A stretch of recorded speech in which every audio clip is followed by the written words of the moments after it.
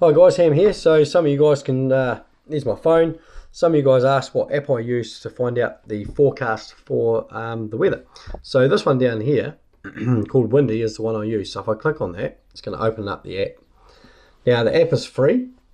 Now what you can see there is a full scale picture of New Zealand. So what I'm going to do is zoom in with two hands up, two fingers I should say, and put my cursor, the cross where I want to fish. So this weekend I'm looking at going out over here, sent off sort of ways, about there will do. Okay, so then what I've done is I've got the cross on there. I want to push that forecast in this location. Forecast in this location is at the top.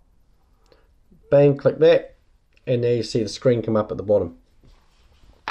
Now the screen at the bottom tells you quite a lot of information. There's the wind, so that's the wind there in knots, 7 knots, gusts up to 12 knots. So that's not too bad, it's pretty good actually.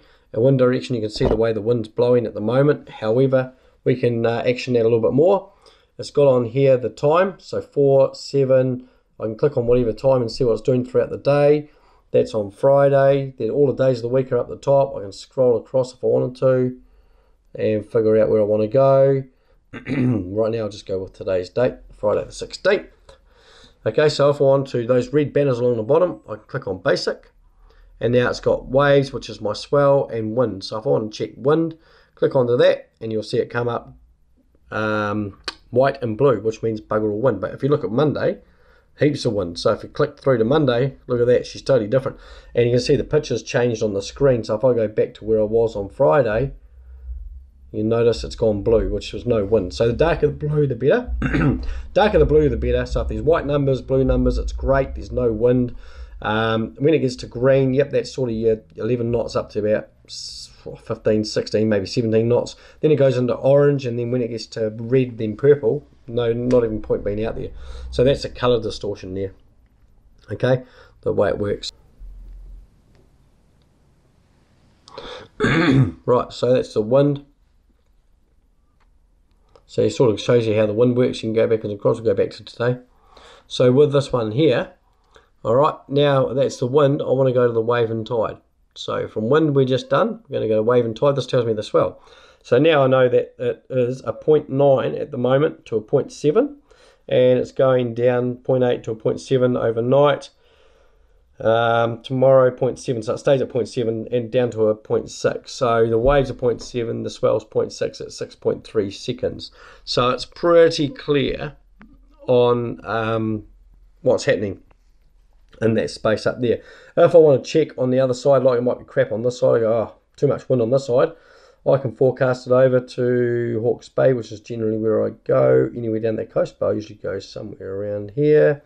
And I can see that that's going to be good fishing too, for the right through the weekend. So if you're looking at Hawke's Bay, mate, get out there this weekend, look at that, all the way through, there's not much to next to no wind.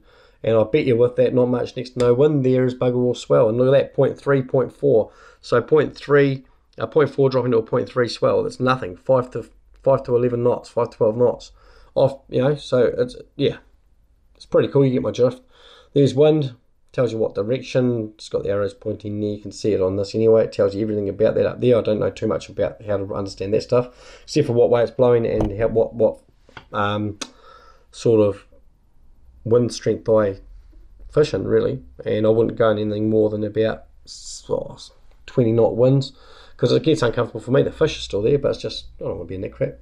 So go back to basic, takes you back to the start. You can zoom over all New Zealand if you wanted to. We can go back, and if I want to, from here, when I first open it up, you got play down the bottom, push play, and you watch it change. It just goes through the week, and I can keep an eye on the whole area.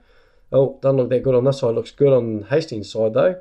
Yeah, the wind's coming on this side, so the west coast is buggered down here, but then, oh look, there's a spot in Napier. So that's how I do mine. I can do my whole planning for a week's worth. This updates every 12 hours, so, you know, it does pay to check. If I'm doing fishing trips, I won't confirm nothing till at least Wednesday night.